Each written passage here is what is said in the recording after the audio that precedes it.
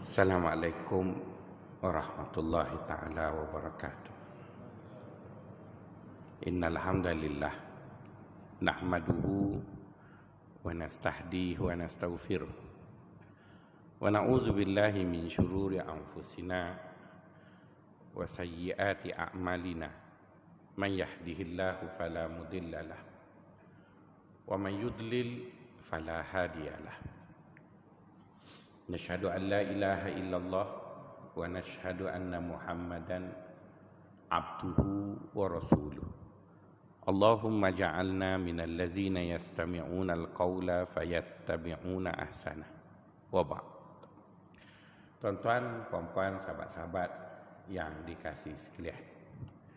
Pagi ini kita akan baca beberapa hadis daripada 40 hadis yang menceritakan ataupun memberitahu kepada kita bagaimana baginda sallallahu alaihi wasallam menggunakan wangnya ataupun menggunakan hartanya untuk dia balik ke akhirat dan dia mendapat segala manfaat yang maksimum daripada janji-janji yang Allah Ta'ala janjikan kepada kita semua.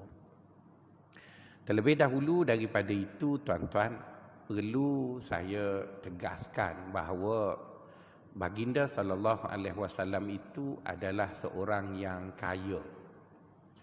Sebabnya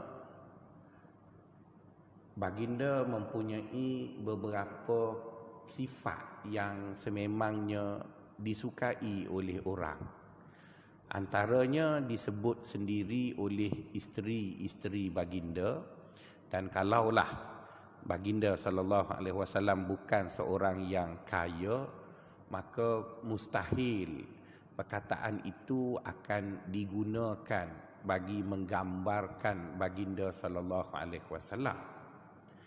Antaranya, tuan-tuan, apabila baginda sallallahu alaihi wasallam pertama sekali menerima wahyu, baginda menerima wahyu di Gua Hira. Dan oleh kerana Jibril pada masa itu datang bertemu dengan Nabi pada rupanya yang asal, maka bentuk fizikal Jibril itu menakutkan baginda sallallahu alaihi wasallam. Jadi seperti biasalah apabila kita duduk dalam gua, lepas tu jumpa satu objek yang pelik, maka tanggapannya ialah itu jin yang datang mengganggu kita. Lantas baginda sallallahu alaihi wasallam pulang ke rumah dengan takut bertemu dengan satu objek yang pelik tadi dalam gua tadi. Maka baginda sallallahu alaihi wasallam minta isterinya selimutkan dia kerana dia menggigil itu. Dan dia beritahu pada isteri dia bahawa aku telah diganggu oleh jin. Jadi apabila Nabi beritahu pada isterinya dia telah diganggu oleh jin, isterinya yang memerhati gelagat suaminya tadi sekian lama, sejak daripada suaminya umur 25 tahun dia kahwin sampailah umur 40 tahun. 15 tahun si isteri yang cerdik ni perhati perangai suami dia buat apa. Jadi 15 tahun observasi yang dibuat oleh isteri terhadap suami adalah suatu pemerhatian yang tidak boleh disangkalah. Maksudnya bicara Khadijah itu valid, boleh percaya sebab dia isteri dan tempoh observasinya lama. Jadi data tu tepu, tak boleh petikai. Apa kata Khadijah bila suami dia kata dia kena samput jin? Kata Khadijah, tidak mungkin orang macam kamu akan diganggu oleh jin. Kerana kerana itulah yang nak dibincang pagi ini ya. Kerana kamu suka tolong orang susah. Disebut begitu. Kamu suka beri makan pada orang yang lapar. Kamu memberi perlindungan kepada orang yang tidak ada perlindungan. Kamu mendamaikan orang yang bergaduh. Kamu membantu anak yatim dan sebagainya lah. Jadi tuan-tuan, 15 tahun observasi yang dibuat oleh seorang yang berwibawa iaitu Khadijah mengenai satu objek yang dekat dengan dia iaitu suaminya, dia tak sebut pun Nabi itu kuat ibadat. 15 tahun punya observasi kata, aku tak nampak kamu banyak beribadat berbanding dengan kamu banyak tolong orang. Jadi itu menunjukkan kepada kita, kalau Nabi itu tak ada duit, macam mana dia nak tolong orang? Macam mana dia nak bagi makan kat orang? Bagaimana. Jadi semuanya itu tuan-tuan menggambarkan bahawa baginda adalah seorang yang ada duit, dan dengan duitnya tadi dia guna semuanya untuk menjadikan dia seorang yang mulia, dan akhirnya dia diterima oleh Allah sebagai orang yang cukup sempurna. Dalil yang kedua yang menunjukkan Nabi itu adalah dia seorang yang ada duit, dan saya tak suka bila ada orang sebut Nabi miskin. Kerana pada hemat saya, orang yang sebut Nabi miskin itu sama ada dia tidak menemui banyak bukti-bukti yang menunjukkan Nabi kaya, ataupun dia salah guna istilah miskin itu, ya. Yang betulnya kita sebut Nabi itu seorang yang zuhud dan tawaduk.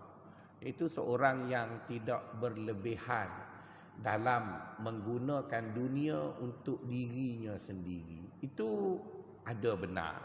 Tetapi kalau nak kata dia miskin dengan makna dia nak guna dunia, lepas tu tak ada dunia kat tangan dia, itu satu kenyataan yang rasanya tak boleh diterima, ya.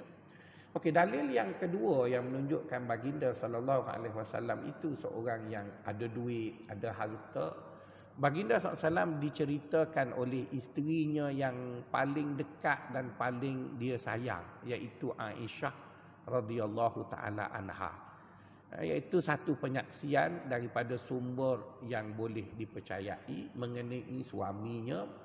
Kata Aisyah, wa kana Rasulullah sallallahu alaihi wasallam karrih, dia kata, adalah baginda sallallahu alaihi wasallam itu seperti angin. Maksudnya apa saja yang ada dekat tangan dia cepat sangat berlalu, diberi kepada orang.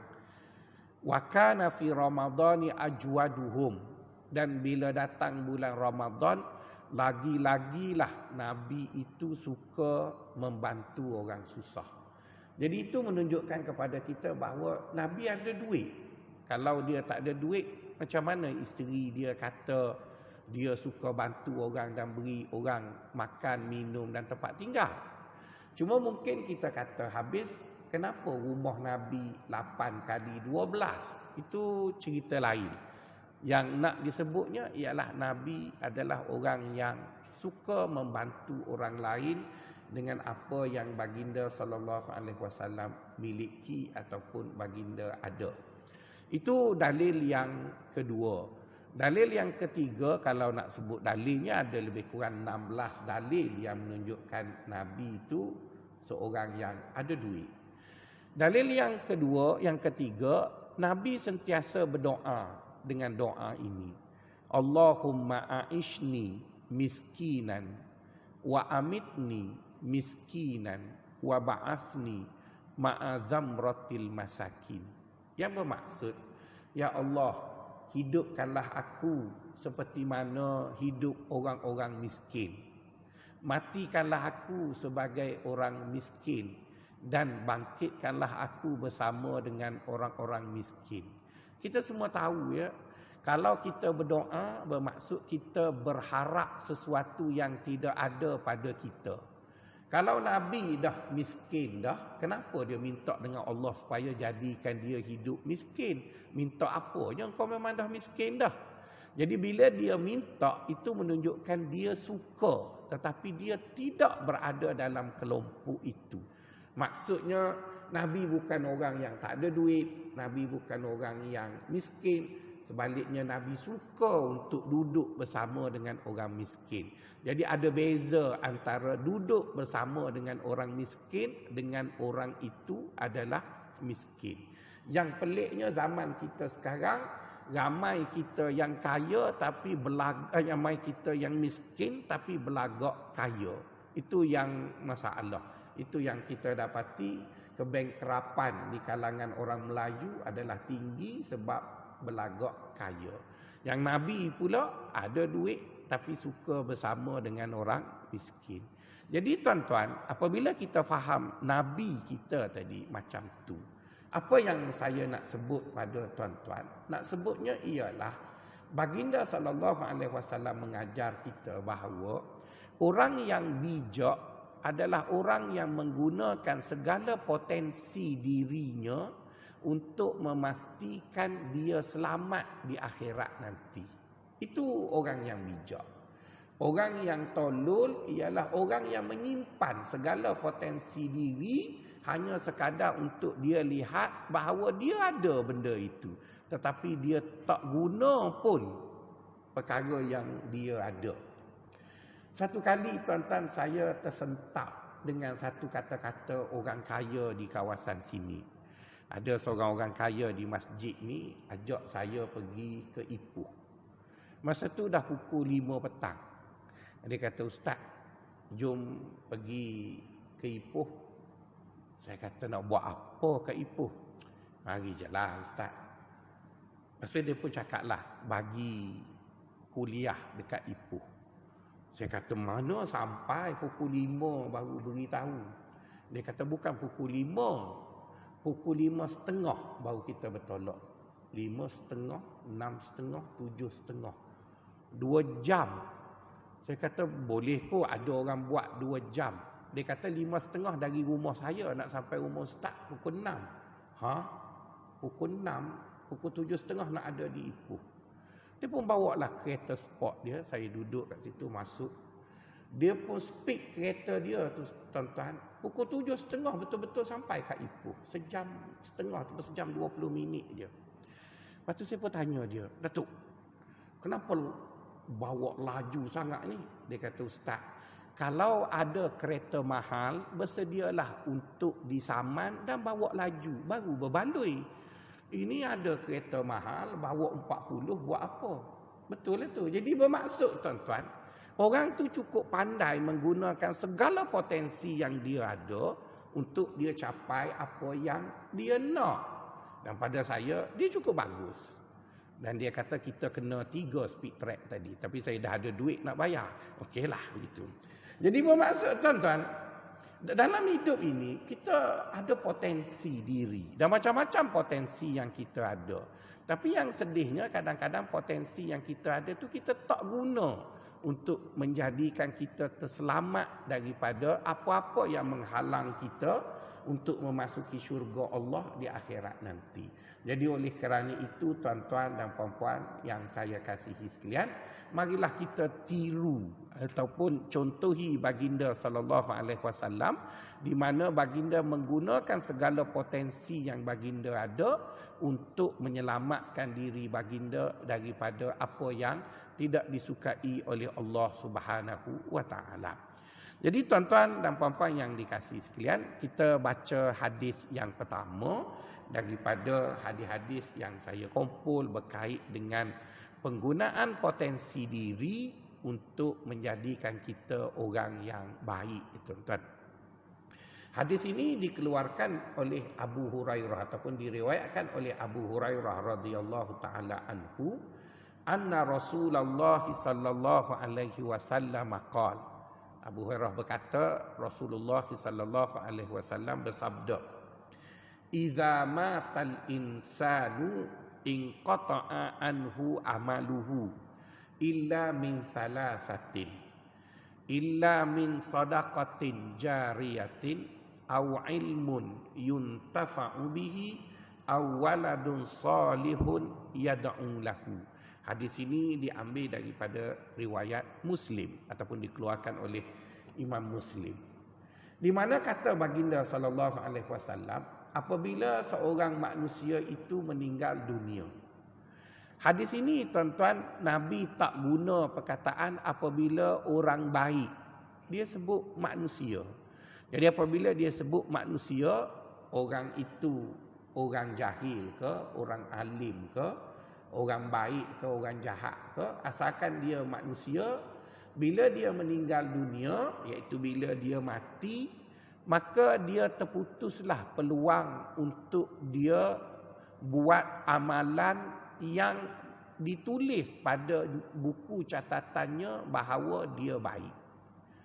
Maksudnya tuan-tuan, perkataan mati di sana mempunyai makna yang berbeza daripada apa yang kita faham. Selalu tuan-tuan difahamkan mati itu maksudnya roh keluar dari jasad. Saya dulu seperti tuan-tuan juga, saya percaya definisi mati bermaksud roh keluar dari jasad. Maka orang tu matilah. Tapi apabila kita tengok kepada banyak perkara yang berlaku dalam hidup kita, saya rasa definisi itu saya tak berapa setuju. Saya lebih setuju definisi mati didefinisikan oleh Nabi sendiri. Apa Nabi definisi mati? Kata Nabi, lan yamuta ahadukum hatta tastawfiya rizqahu. Nabi kata begitu. Tidak akan dikira mati seseorang itu sehinggalah rezeki dia dah habis. Jadi kita hidup ini kerana kita ada rezeki.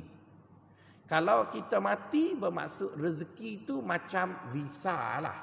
Keizinan yang Allah beri untuk kita hidup di dunia sudah habis. Jadi bila keizinan itu sudah habis, maka kita tak boleh duduklah di dunia. Kita kena berpindah kepada alam seterusnya. Jadi itu definisi mati yang saya setuju yang Nabi sebut. La yamuta ahadukum hatta yastawfiya rizquhu. Tidak akan dikira mati seseorang itu melainkan rezekinya sudah tamat ataupun sudah sempurna. Sebab apa saya kata begitu? Sebabnya roh kita ini tuan-tuan, dia keluar daripada jasad kita setiap kali kita tidur. Memang ada hadis Nabi pun sebut. Apabila kita tidur, roh kita keluar dari jasad kita pergi ke alam lain. Itu yang kita boleh jumpa Nabi, boleh jumpa macam-macam masa tidur tu. Sebab roh kita tak duduk dekat tubuh kita. Tetapi kenapa kita tak solat jenazah pada orang mati, pada orang tidur? Sebab rezekinya masih ada. Jadi oleh kerana rezekinya masih ada, walaupun rohnya tak ada, dia masih ada izin untuk dia duduk di dunia. Jadi dengan definisi itu, hadis ini dimaksudkan ialah apabila kita masih lagi mempunyai keizinan Allah untuk hidup di dunia ini, maka kita bolehlah buat benda baik yang kita nak buat. Kita boleh buat. Tapi Nabi ajar kita, kalau kamu buat benda baik yang mana bila rezeki kamu tamat, maka kamu dah tak boleh collect pahala, itu kurang cerdik, Nabi kata. Yang cerdiknya ialah kamu buat perkara yang kamu buat ketika mana kamu masih hidup, sekira-kira setelah kamu meninggal dunia, iaitu kamu dah tak boleh duduk dah di dunia, buku catatan tu masih tak ditutup. Itulah orang yang cerdik itu. Jadi oleh kerana itu, kita pun berfikir, rasa-rasa kita nak jadi orang cerdik ke kita orang kurang cerdik? Pada saya, lebih baik kita jadi orang yang aktif dan dalam waktu yang sama kita adalah seorang yang cerdik. Macam tuan-tuan lah, saya tengok wajah tuan-tuan semuanya tenang. Kenapa tuan-tuan tenang? Sebab salah satunya ada pencen. Betul kan? Ada pencen tuan-tuan. Sebab tu tuan-tuan bersandar, duduk tenang. Tak ada duit tuan-tuan, tak usah cakap lah tuan-tuan. Jumpa ustaz tu, tak ada kerja lain. Nak cium tangan, minta doa. Tu je lah. Tapi yang tuan-tuan tak cium tangan saya, tak minta doa ni, sebab pencen ada lagi lah. Dan bukan sekadar pencen. Pencen tak cukup dah tuan-tuan. Tuan-tuan ada pelaburan fixed deposit ke melabur di mana-mana. Itu yang bila zikir tu tertidur tu. Sebab tak risau. Risau-risau pergi dekat kawanku, dia pun bagi duit. Tekan-tekan, krik, dia bagi. Tekan-tekan, krik. Tuan-tuan. Jadi bermaksud tuan-tuan, orang yang nak jadi macam tuan-tuan ni boleh tenang, boleh tertidur masa duduk masjid. Antaranya ialah mesti buat satu benda yang cerdik masa muda dulu. Masa muda dulu tuan-tuan sudah buat satu benda yang cerdik, iaitu tuan-tuan dah tak pergi kerja masa tua, tapi duit tuan-tuan kerja untuk tuan-tuan. Dan saya yakin tuan-tuan menerima logik itu. Maka baginda SAW pun mengajar kita perkara yang sama, iaitu sekarang kalau tuan-tuan ingin menjadi lebih cerdik daripada tuan-tuan masa muda dulu, iaitu dengan saki-baki potensi yang kita ada pada masa hidup ni, marilah kita buat sesuatu. Kira-kira bila kita sudah habis tempoh izin untuk hidup di dunia, dan pada ketika itu kita dah tak boleh buat apa dah semasa kita duduk di alam yang lain, maka pada masa itu kita masih lagi mendapat manfaat daripada apa yang kita buat. Mungkin ada orang kata, Ustaz, nanti kalau kita banyak buat itu, buat ini, dekat kubur kita boleh buat lagi. Ya tuan-tuan, ada amalan-amalan tertentu yang kita boleh buat masa kita duduk dekat kubur. Tapi amalan yang kita buat semasa duduk di kubur, dia dah tak masuk dah dalam buku catatan. Raqib Atid dia bertugas di dunia. Tak ada Raqib Atid kat kubur, tuan-tuan. Raqib Atid yang tukar tulis buku kita tu, dia bertugas di dunia. Dia tak bertugas di alam kubur. Jadi kalau tuan-tuan baca Quran kat alam kubur pun, misalnya tuan-tuan hafal Quran, lepas tu tuan-tuan pun duduk dalam kubur asyik duduk baca Quran, tuan-tuan baca Quran je lah. Raqib Atid dah tak tulis. Sebabnya yang boleh ditulis amalan kita masa kita hidup di dunia. Jadi oleh kerana itu, kita yang bijak ini tuan-tuan, kita akan buat kebijakan itu untuk kali kedua. Dulu dah buat masa muda dulu, itu yang masa tua ini agak senang. Sekarang daripada saki-baki usia yang kita ada ini tuan-tuan, kita pun buatlah untuk akhirat pula. Dulu tuan-tuan masa saya duduk di kampung, orang kampung saya suka gambarkan orang kaya ni, dia panggil pitih tak habis nak makan. Duit dia tu tak habis nak makan. Jadi saya pun pening, macam mana ya duit tak habis nak makan. Kita duduk kampung, tak ada kerja, duit tu tak pernah tak habis nak makan, yang adanya tak cukup nak makan. Dan berapa banyak aja, jadi makan tu tak cukup manjang. Jadi saya pun bercita-cita lah dalam hati, kerana tiap-tiap hari disebut begitu, tak habis nak makan, tak habis nak makan, tak habis nak makan. Saya kata aku mesti sampai ke satu tahap yang orang kampung aku sebut, aku ni kaya, dan tanda kaya tak habis nak makan. Jadi saya pun bekerja lah macam tuan-tuan bekerja. Usaha nak naik pangkat, nak naik pangkat. Dan pangkat saya sekarang tinggi pangkat tuan-tuan lagi masa tuan-tuan kerja dulu. Tuan-tuan kerja dulu duta, datuk, pengarah. Mesti pangkat tuan-tuan dulu paling kurang jusasi ke atas. Jusasi, jusabi, turus tak tahu. Besar lagi dari saya. Saya ni pegawai biasa je tuan-tuan. Dengan kena kencing manis, tak habis dah nak makan duit tuan-tuan. Tak jusa lagi. Masih pegawai biasa, tapi dah kena kencing manis, darah tinggi, tak habis dah nak makan. Pagi-pagi Ahad lepas kuliah kat masjid tuan-tuan, nak balik, Haji Sopi bagi 3 buku nasi. Dia ingat saya ni umur 18 tahun kali kot. Balik rumah tuan-tuan, sebuku pun tak habis. Betul lah, sekarang dah ada tak habis nak makan. Tak habis nak makan.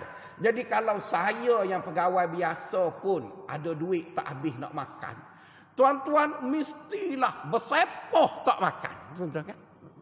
Jadi oleh kerana itu tuan-tuan, kita dah berada satu situasi di mana untuk makan, untuk itu pun kita sudah melepasi. Saya pegawai yang masih muda, masih bertugas pun dah tak risau dah pasal bayar loan rumah. kerana gaji dah naik. Tuan-tuan yang dah lama habis bayar loan, lagilah banyak duit, tuan-tuan. Jadi oleh kerana kita ada lebihan duit, maka kita gunalah duit yang kita ada itu untuk kesenangan kita di alam seterusnya pula. Seperti mana tuan-tuan ada duit lebihan masa muda dulu, gunanya untuk menyimpan di hari tua. Jadi itu sikap orang yang bijak, tuan-tuan. Iaitu dia guna apa yang dia perlu sahaja semasa di dunia, bakinya dia buat saving untuk dia guna di akhirat. Jadi kalau tuan-tuan nak buat saving untuk guna di akhirat, tuan-tuan jangan pakai cara Cina. Cina dia simpan, bila mati dia bawa belaka masuk kubur. Kalau tak ada yang betul, dia cetak duit palsu. Lepas tu dia bakar, hantar. Jangan macam tu, tuan-tuan. Melainkan tuan-tuan dah jadi Buddha, itu lainlah. Kita orang Islam, kita ada cara lain untuk menghantar saving kita tadi ke akhirat tadi. Jadi oleh kerana itu, untuk membantu kita supaya senang di akhirat, maka Nabi ajar kita supaya jadi orang bijak. Jadi untuk menjadi orang bijak, pertama sekali Nabi bagi kat kita gambaran yang betul tentang mati. Jadi kata Nabi, mati itu bermaksud kamu sudah tidak dapat izin untuk hidup di dunia ini, dan segala amalan baik yang kamu buat selepas mati, dia sudah tidak ditulis oleh Raqib dan Atid. Jadi fahamlah kita, itu makna mati itu. Kita dah tak dapat visa dan kita sudah tidak lagi ditulis segala amalan baik yang kita buat selepas kita mati. Jadi oleh kerana itu, tuan-tuan, apa yang boleh kita buat untuk kita senang selepas mati? Maka baginda SAW pun cadang kita 3 perkara untuk pagi ini. Kata dia pertama ialah sedekahun jariyatun. Sedekah kalau terjemah dalam bahasa Melayu kita ialah memberi lebihan daripada apa yang kita perlu, yang mana manfaatnya berterusan. Saya ulang sekali lagi ya. Sedekah adalah memberi apa yang lebih daripada kita perlu, yang mana manfaatnya berterusan. Tuan-tuan, kita ni tuan-tuan, Allah Ta'ala beri pada kita banyak potensi. Dan kadang-kadang potensi-potensi yang kita ada itu, kita tak guna, tuan-tuan. Kita tak guna. Misalnya, tuan-tuan, bila saya jumpa tuan-tuan duduk kat sini, tuan-tuan kan pegawai kanan kerajaan Pencing. Kadang-kadang tuan-tuan banyak membebel mengenai kerajaan semasa. Tuan-tuan duk marahlah pegawai-pegawai muda lah, kenapa pegawai kerajaan begitu begini. Kadang-kadang tuan-tuan, saya pun heran dengan tuan-tuan. Tuan-tuan kan pegawai senior dah Pencing. Tuan-tuan pula duk marah dekat jabatan yang tuan-tuan kerja dulu. Maka saya tertanya dalam hati, masa tuan-tuan jadi ketua dulu, tuan-tuan buat apa kat jabatan tu sehingga tak boleh nak didik anak buah? Saya tertanya dalam hati, tuan-tuan buat apa? Itu satu saya tertanya dalam hati saya. Yang kedua, bila tuan-tuan duduk marah pada pegawai yang ada sekarang, sedangkan tuan-tuan juga pegawai dulu, saya tertanya dalam hati, kenapa masa tuan-tuan jadi pegawai dulu, tuan-tuan tak buat idea yang tuan-tuan duk cakap sekarang? Kenapa tuan-tuan tak buat? Jadi, bertanya soalan itu, tuan-tuan, menyebabkan saya terfikir bahawa bukan salah dengan makna tuan-tuan bukan orang tak baik. Tuan-tuan baik. Tapi kadang-kadang berlaku pada kita, kita tak sedar bahawa kita ada potensi itu. Kita tak perasan pun kita ada potensi itu. Kadang-kadang tuan-tuan, bila saya cuba berhubung dengan beberapa pegawai yang sedang bertugas, kita cakap dekat dia, encik, begini. Dia kata, saya tak boleh buat lah.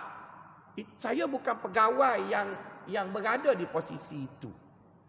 Saya pun tanya dia, bukankah pejabat encik ni pakai ISO?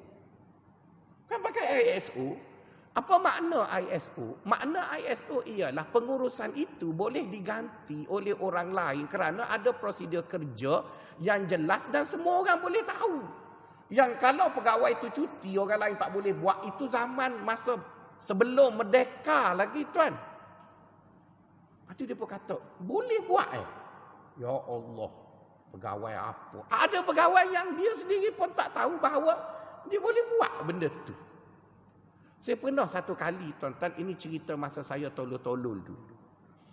Saya jadi pegawai kerajaan sama dengan tuan-tuan, ketua jabatan adalah cop. Dan ketua jabatan kan boleh cop rasmi dia tu. Ada seorang pakcik tu, dia nak dapat pengesahan untuk pinjaman buku teks sekolah.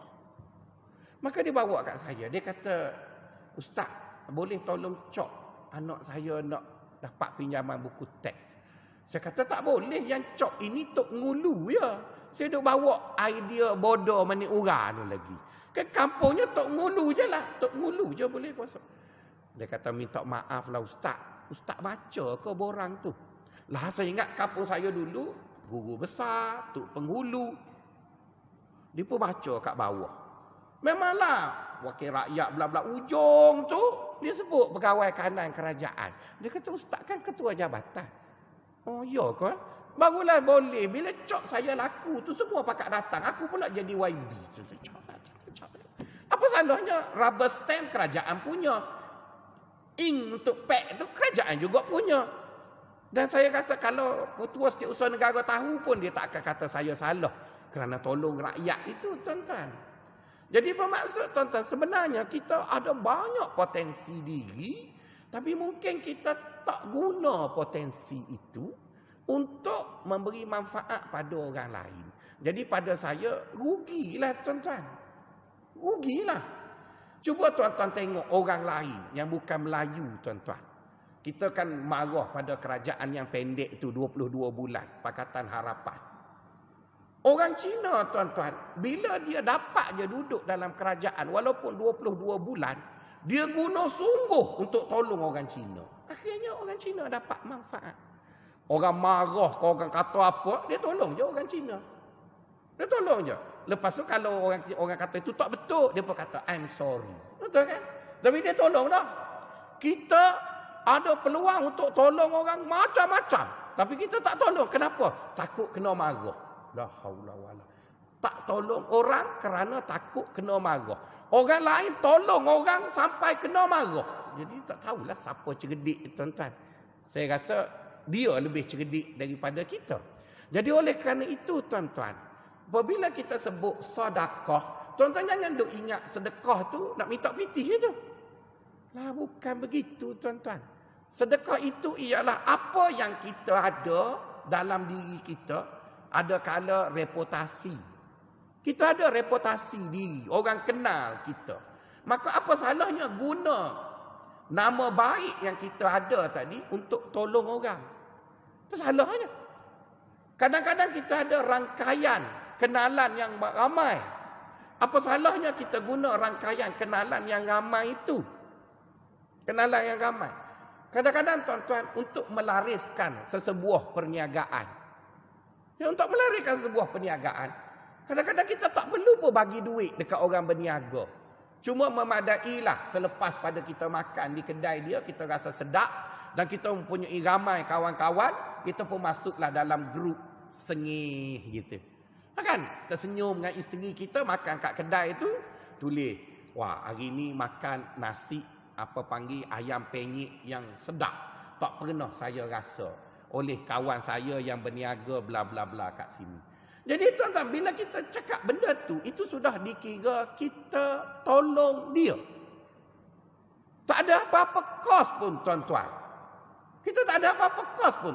Tapi bila kita letak kat situ, lepas tu kita pun letaklah dekat Google Maps. Kedai ayam penyet, kedai nasi kerabu dan sebagainya. Maka akhirnya kita sudah tolong dia dengan sebab kita ada rangkaian yang ramai yang orang kenal kita, maka bila kita kata sedap, maka orang pun teringin nak makan apa yang kita makan. Tuan-tuan, nak tak nak kita mesti terima. Walaupun 60 tahun lebih kita merdeka, kita masih berfikiran feudal. Feudal ini maksud tebal dalam kepala kita. Apa makna feudal yang saya maksudkan? Bila orang ada gelar kata, mesti betul. Tuan-tuan, kita hidup dalam feudal lagi ni masjid. Bila datuk cakap, mesti betul. Kalau orang yang tak ada gelar cakap, dia kena bawa hujah. 20 hujah pun mungkin betul. Tapi kalau datuk cakap, tak ada hujah pun betul. Jadi bermaksud, tuan-tuan dah ada potensi itu. Tuan-tuan datuk. Dan orang kenal tuan-tuan datuk. Sekali tuan-tuan recommend, oh sedap nasi kerabu dia. Siapa kata? Datuk bla bla bla. Bini saya pun nak pergi makan. Baik, kita pergi makan. Datuk makan ni. Orang kaya makan. Biarlah nasi kerabu tu harga RM5 pun. Tapi siapa yang iklannya? Datuk tuan-tuan. Belum lagi Tan Sri. Belum lagi Puan Sri. Belum yang pudar Sri macam-macam lah tuan-tuan. Tapi kadang-kadang kita tak guna pun benda tu. Kita duduk senyap. Jadi bermaksud tuan-tuan rugi sangat-sangat. Maka sebab itu agama memilih perkataan yang tepat. Maka agama sebut sedekah. Jadi dalam hidup beragama ni tuan-tuan, duit kita keluarkan duit kita daripada poket kita itu melalui 4 laluan. Pertama, kita panggil dia nafkah. Nafkah itu bermaksud perbelanjaan wajib yang perlu kita beri kepada orang yang berada di bawah tanggungan kita. Kita bagi duit dekat bini kita, anak-anak kita. Orang yang berada di bawah tanggungan kita, kita belanja duit itu, maka agama sebut dia nafkah. Dan agama tahu, kita ni kedekut, nak guna duit sayang. Maka agama sebut melalui hadis Nabi, sesiapa yang berbelanja duitnya kepada anak isterinya, iaitu melalui saluran nafkah, Allah akan ganda dia 2 gandaan. Satu, dia menunaikan tanggungjawab. Dan yang kedua, dia mendapat pahala sedekah. Maksudnya agama nak kita ada duit, gunalah tuan-tuan. Gunalah tuan-tuan. Kadang-kadang saya tengok ada orang dia dah tua dah tuan-tuan. Dah tua dah. Bila pergi masjid, ambil nasi masjid tu 5 buku. Nasi lemak masjid. Saya tak maksud kat sini ya. Sini okey, ni masjid lain. 5 buku dia bawa. Jadi lepas dia bawa 5 bungkus nasi tadi, masuk kereta Mercedes. Jadi kita pun garu kepala tak gatal tuan-tuan. Nak sangka baik macam mana ya? Kereta besar, maintenance tinggi, nasi lemak ambil masjid. Kita pun tak faham. Jadi supaya saya tidak buruk sangka, saya pun tanya dia. Saya kata, Ji, nasi lemak ni jual kat mana ya? Nak perangkat dia lah. Dia kata, kenapa Ustaz? Yalah, Haji ambil banyak tu mesti sedap. Saya pun nak beli jugalah. Nak beritahu, Ji, tak payahlah ambil. Belilah, nak beritahu begitu. Dia kata, saya tak tahu tapi memang nasi lemak masjid ni sedap. Ini masjid di Selangor ya. Orang Kuala Lumpur tak buat, ni cerita Selangor. Jadi dia kata, lepas tu saya pun dekat nasi lemak tu ada cok. Ada cok. Oh, saya kata boleh beli kat situ. Oh, ya betul. Saya pun tak perasan. Lepas tu saya pun ikut dia pergi ke kereta. Nampak dia naik kereta. Saya kata, Haji tak pernah beli ke nasi? Alah, dia kata, Ustaz, ambil kat masjid je lah. Jimat-jimat. Dia pakai Mercedes tapi masih nak berjimat. Saya kata, Ji, kita dah tua ni. Beli je lah nasi kerabu Singapura ke, nasi dagang Terengganu ke, balik ke anak-anak. Dia kata, Ustaz, kita tua ni lah nak berjimat untuk hari tua. Lagi saya pening. Bila lagi tuanya? Tua lagi. Tuan-tuan. Jadi bermaksud, fahamlah kita dia kedekut sungguh tuan-tuan. Janganlah bagi anak makan dengan nasi lemak masjid. Kita pakai Mercedes tuan-tuan, beli je lah di mana-mana. Biarlah anak isteri kita makan yang sedap. Lainlah kalau tuan-tuan datang sini pun jalan kaki daripada Sungai Penchala sebab tak ada duit, itu cerita lain. Tapi kalaulah masih nak tunggu subsidi nasi lemak, itu teruk benar tuan-tuan. Kita belanjalah untuk anak isteri kita, kerana anak isteri kita yang makan duit kita tu tuan-tuan, kita dapat double claim tuan-tuan. Satu claim, kita beri belanja untuk anak isteri. Yang kedua, Allah bagi lagi pahala sedekah. Itu perbelanjaan yang pertama. Perbelanjaan yang kedua ialah dipanggil zakat. Zakat bermaksud satu kadar tertentu yang dikenakan kepada orang yang mempunyai harta untuk diberi kepada orang miskin. Jadi bermaksud tuan-tuan kena ingat ya, bahawa zakat itu bukan duit tuan-tuan. Ada orang tuan-tuan, dia cakap dekat orang miskin tu, dia kata terima kasihlah sikit dekat saya. Kenapa pula? Ialah bujur saya bagi duit zakat saya dekat awak. Tuan-tuan, kita tak boleh mengungkit bila kita beri duit zakat dekat orang miskin. Kerana duit itu memang hak dia. Bukan hak awak, hak dia tu. Dialah ada yang menyebabkan kamu tak masuk neraka. Okey, cuba tuan-tuan kata, saya tak nak bagi zakat. Okey, tak ada masalah. Dia masuk neraka akhirat. Jadi supaya kita tidak masuk neraka, maka ada hak orang susah, iaitu asnaf, dalam wallet kita tu, kita berilah. Jadi oleh kerana itu, ketika mana kita beri duit kita kepada orang susah ataupun asnaf tadi, kata Nabi, berilah tibun nafs. Berilah dengan hati yang lapang. Berilah dengan respect pada orang tu lah.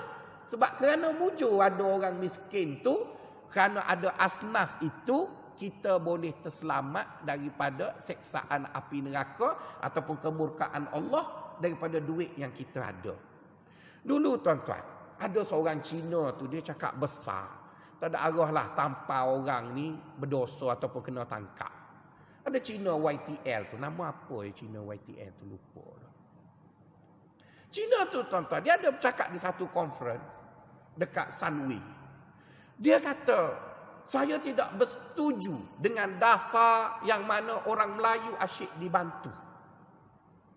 Okeylah, tak apalah. Tak nak bantu orang Melayu. Kita mesti beri perniagaan ini secara terbuka tanpa ada pengkhususan kepada mana-mana kaum. Kerana saya sendiri pun nak sampai ke tahap ini, saya usaha dengan kaki saya sendiri. Saya bila dia cakap besar tu kan tuan-tuan, saya terus cari biografi orang tu. Jumpalah dengan seorang ketua daerah pada tahun 1986. Ada seorang ketua daerah duduk di Gombok sana. Tan Sri apa lupa dah. Dia cakap dekat saya, Ustaz, masa saya jadi ketua daerah di Kuala Selangor, Tan Sri YTL tu, dia kontraktor kelas C, projek pun tak ada. Saya lah bagi projek pertama kat dia, baiki jamban kat belakang rumah. Buat benda tu, buat benda ni. Lepas tu dia pun naik dan sebagainya. Maksudnya tuan-tuan, YTL tu nak kaya pun, mujur ada orang Melayu yang tolong dia. Ada orang berilah projek dekat dia. Orang beri. Dan lamanya dia jadi kaya lah. Jadi bila awak dah kaya, awak janganlah sombong sehingga menghina orang-orang yang masih beri bantuan pada awak tu. Jadi bermaksud, orang kaya itu tuan-tuan, kalau tak ada orang Melayu yang dia anggap bodoh dan miskin ni beri kat dia, dia pun tak kaya-kaya juga tuan-tuan. Yang dia kaya tu kerana ada orang bodoh ni lah. Dan kita jangan hina orang bodoh ni. Dan kalau kita ada duit hari ni tuan-tuan, bukan sebab usaha kita sangat. Ada orang kata Lee Kuan Yew hebat, dia dapat menjadikan Singapura bla bla bla. Saya nak cabar tuan-tuan, kalau Lee Kuan Yew jadi Perdana Menteri ataupun Presiden Kenya, maju tak Kenya tuan-tuan? Bawa Lee Kuan Yew jadikan dia Presiden di Senegal ataupun di Somalia, maju tak Somalia tuan-tuan? Tak maju. Memang Lee Kuan Yew hebat, tapi faktor kejayaan sebuah negara bukan pada pemimpin sahaja. Rakan, jiran negara itu, ekosistem, geografi, macam-macam tuan-tuan. Maka sebab itu orang tadi berjaya. Maka bila kita berjaya, kita jangan anggap, apa aku kesong kau semua. Jangan cakap gitu tuan-tuan. Jangan cakap macam tu. Sebab kita berada di tempat yang kita ada ni kerana ada sebab-sebab faktor yang lain. Misalnya tuan-tuan, Saya masih lagi mengajar di tuan-tuan. Dan saya rasa saya ustaz paling lama kat masjid tuan-tuan ni. Kenapa saya mengajar tuan-tuan dengar? Kerana tuan-tuan tak tahu apa yang saya nak beritahu. Buktinya mana ada ustaz dengar saya ceramah sebab dia ustaz dah. Jadi saya tak boleh nak hina tuan-tuan. Mujur tuan-tuan tak tulis apa yang saya cakap. Itu yang saya ulang lepas 3 tahun tuan-tuan dengar balik itu. Jadi saya kena respect lah tuan-tuan. Ya Kapten Ismail. Sebab apa? Sebab bujurlah Kapten Ismail tak ingat. Itu yang dia selalu dengar saya punya tu. Cuba dia ingat tuan-tuan. Tak adalah kuliah saya ni. Mana saya boleh hina tuan-tuan. Dan tuan-tuan pun tak bolehlah pecat saya. Sebab pecat saya tak adalah budak Manik Urai tu. Jadi bermaksud kita saling perlulah. Saya perlu kat tuan-tuan. Tuan-tuan perlu dekat saya. Maka saya kena hormat tuan-tuan. Tuan-tuan pun hormat saya. Jadi bermaksud hidup itu akan berputar dengan baik. Apabila orang kaya berterima kasih kerana orang miskin tu ada. Yang menjadikan dia tadi jadi kaya. Jadi sebab itu apabila kita beri duit kita kepada asnaf dalam bentuk zakat, kita jangan herdik dia, kita jangan kutuk dia. Kerana itu duit dia, bukan duit kita. Saya cukup marah tuan-tuan, orang bayar zakat fitrah pagi raya. Cuma tak ada arah lah nak marah kita bukan imam. Memang orang yang bayar zakat fitrah pagi raya dia jahat tuan-tuan. Kenapa saya kata dia jahat? Sebab zakat fitrah tujuannya ialah untuk diagih kepada fakir miskin untuk menikmati hari raya tu. Kalau tuan-tuan bayar zakat fitrah pagi raya, amil zakat yang kolek tu dia tak boleh serah dah lepas raya sebab pejabat tutup 2 minggu. Nak serah bila pula? Jadi tuan-tuan kesianlah orang miskin bila dia nak dapat duit dia tu. Nak beli baju raya. Tapi pejabat agama ada agih zakat pada 15 Ramadan. Jadi bayarlah zakat fitrah sebelum 15 Ramadan. Jangan kata ada dalam hukum fiqh. Bayar pagi raya pun sah. Ya betul sah. Tapi apa makna yang kamu bayar pada ketika itu? Kerana wang itu sudah tidak berfungsi. Mungkin tuan-tuan akan katakan saya, Nabi terima je. Ya, Nabi terima sebab zakat yang Nabi terima pada sebelum sembahyang raya, lepas sembahyang raya Nabi bagi. Mana ada pejabat zakat agih zakat lepas raya, tuan-tuan?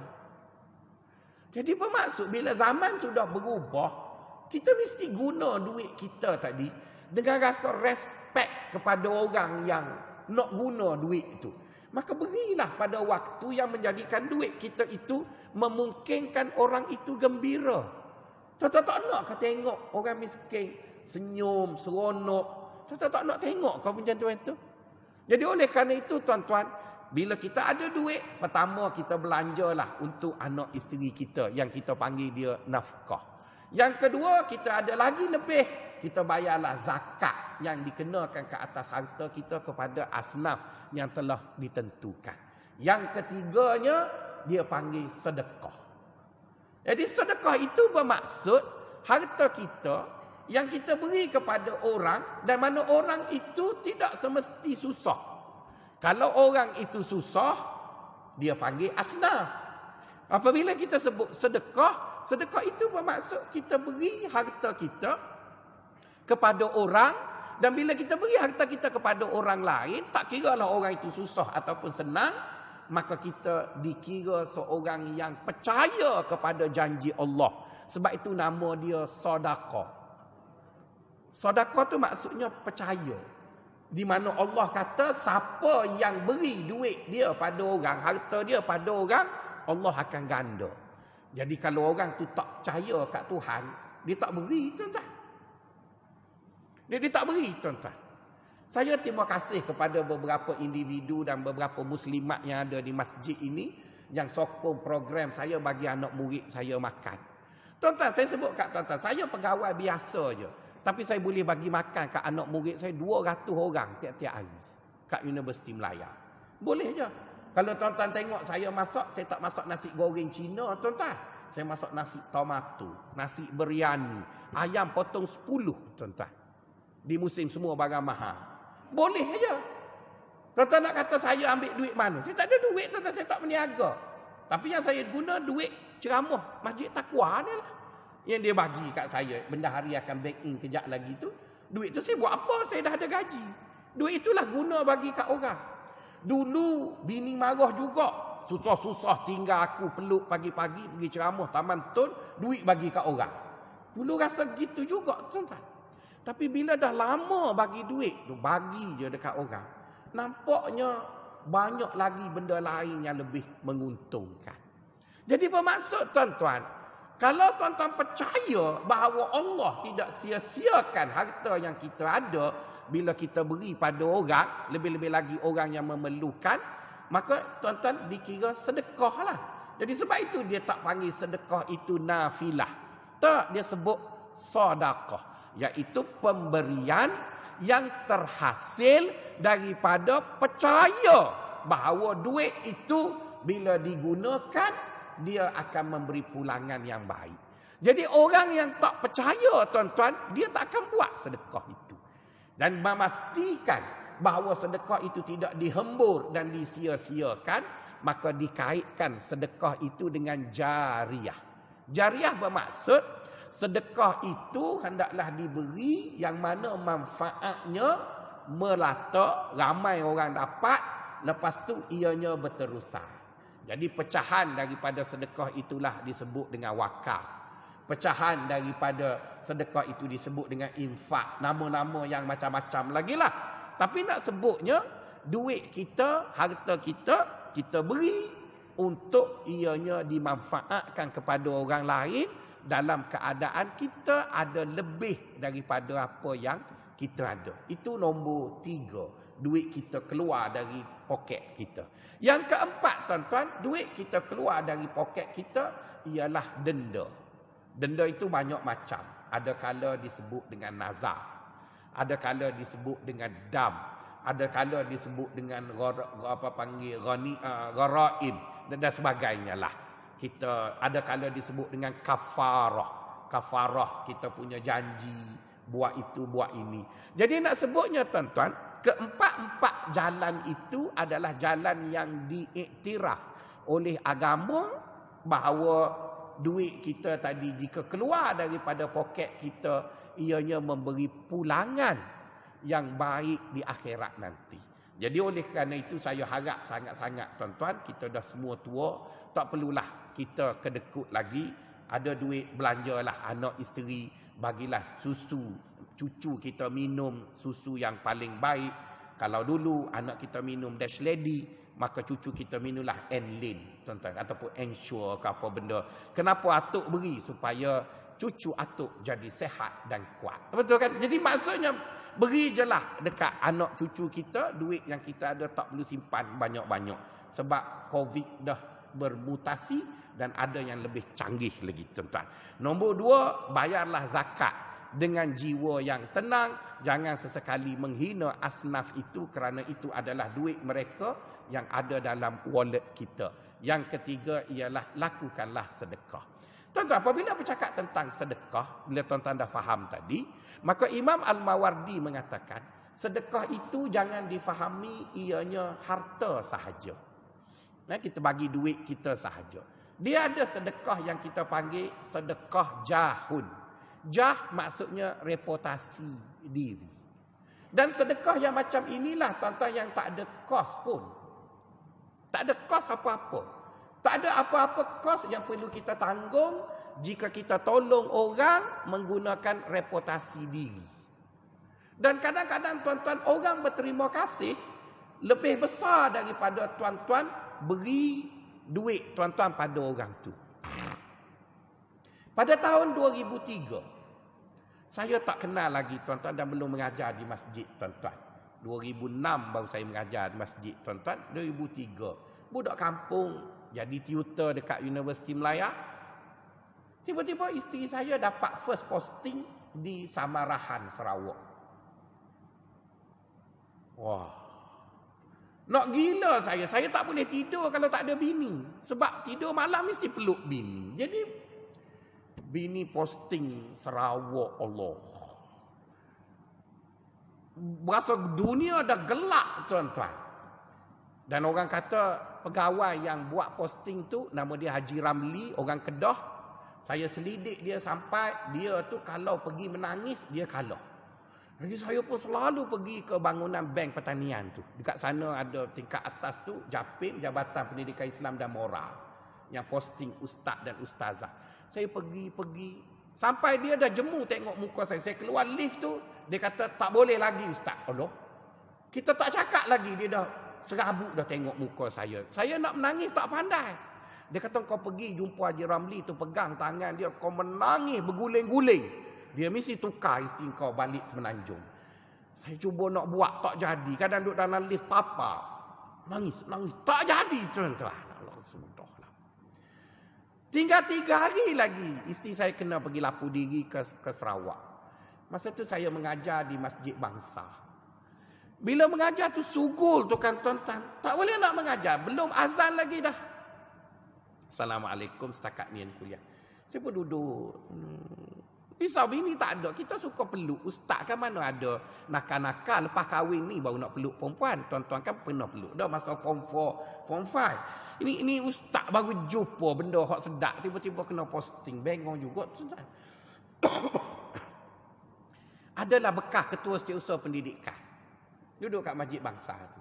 Dia kata, kenapa ustaz nampak sugu je. Nak ceramah pun tak boleh. Datuk serap. Saya tak tahu dia ketua bekas pencing ketua setiausaha Kementerian Pendidikan. Aduh, dia kata, cakaplah ustaz, apa-apa boleh saya tolong. Saya pun tak malu, cakap je lah ustaz, apa masalahnya? Teruk sangat ke? Isteri saya kena posting dah tu. 3 hari nak tahu minta tolong siapa. Allah, dia pun gelak. Yang tu kecil je ustaz. Kecil, Datuk ingat kecil ke? Datuk okey lah, dah tua tak nak peluk dah bini saya baru boleh. Marah pula kat dia. Dia kata okey lah Datuk, ustaz. Nanti saya tolong. Dia pun ambil telefon dia, tekan tek. Apa telefon? Oh bla bla bla, nama saya lupa dah nama orang tu. Engkau duduk dekat posting lagi ya? Ya. Ni ada ustaz aku ni nangis-nangis bini dia. Boleh tak adjust? Nama bini ustaz apa? Saya pun bagi nama, bagi nombor IC. Okey. Datuk kata, okey ustaz boleh balik lah tu. Sebelum hari berlepas ke Kuching itu, sampai surat daripada Putrajaya mengatakan isteri ustaz diposting semula ke sekolah lelaki Bukit Bintang. Oh tuan-tuan, selopak tuan-tuan terus pergi cari dia, peluk. Sampai sekarang saya baca Yasin untuk dia malam Jumaat, tuan-tuan. Sekarang. Dia tak buat apa salah pun. Dan dia tak pernah bagi duit kat saya pun. Tapi dia tolong seseorang yang saya masih ingat jasa dia sampai sekarang. Sampai sekarang. Jadi sebab itu tuan-tuan, kadang-kadang kita ni ada kuasa, ada reputasi, ada apa. Tapi kadang-kadang kita tengok. Apa salahnya kita tolong orang tu? Apa salahnya kita tolong bawa dia recommend dekat orang? Kita tak guna tuan-tuan. Jadi kalau tuan-tuan ada semua benda tu tuan-tuan tak guna, percayalah tuan-tuan. Tuan-tuan akan menyesal di akhirat nanti. Sebab benda itu boleh tuan-tuan guna. Tapi tuan-tuan tak guna. Tuan-tuan tak guna tuan-tuan. Saya duduk di universiti tuan-tuan. Kadang-kadang berasa nak marah je dekat ustaz-ustaz muda ni. Dia pergi buat master atau PhD di universiti lain. Ataupun di Universiti Melayu dengan penyelia lain. Tapi bila sangkut, mari jumpa saya. Aku pula kena baiki tesis dia. Lepas tu aku tak dapat merit apa pun. Tapi teringat kepada ketua setiausaha kementerian itu. Tolong isteri saya yang tak ada kena mengena dengan saya tu. Maka kita pun tolonglah tuan-tuan. Tolonglah. Apa salahnya? Saya nak tolong yang lain, saya tak pandai. Jadi tuan-tuan sendiri ada kenal orang tu, ada kenal orang ni, ada rangkaian itu, ada reputasi diri. Banyak sangat tuan-tuan urusan orang Islam ini yang susah.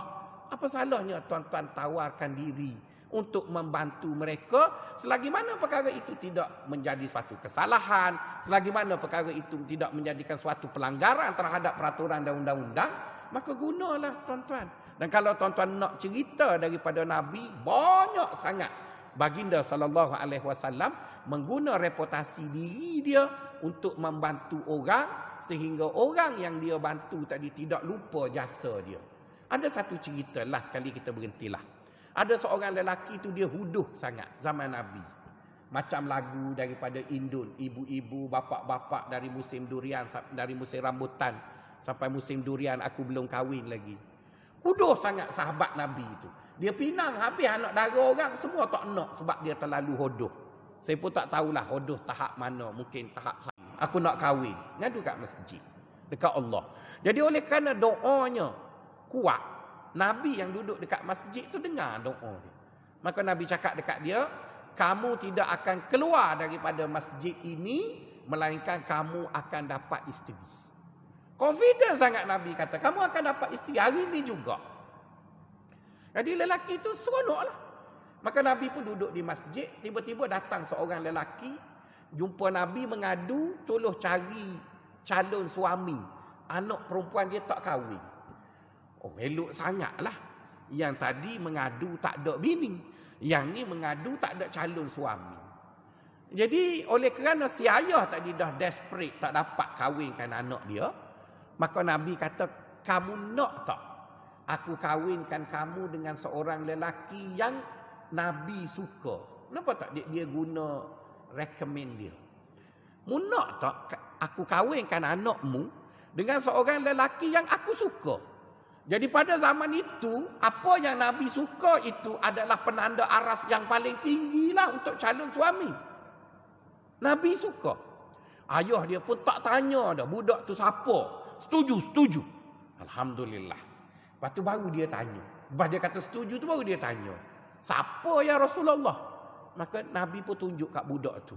Ayah dia nyesal sebab budak tu dah pergi dah pinang. Dia tolak dah uduh sangat. Tapi dia kata setuju dah. Dia ayah dia pun mula tak, yalah, dah nak tarik balik, dah kata setuju. Maka ayah dia pun buat alasan, saya kena tanya anak saya juga. Sepatutnya tak perlu tanyalah sebab perempuan tu anak dara. Dia pun baliklah, panggil anak dia, Nabi kata bawa kat sini biar aku yang tanya anak dara kamu. Perempuan tu datang duduk depan Nabi, tuan-tuan tahu tak Nabi guna ayat apa? Perempuan tu tak tanya dah lelaki tu siapa.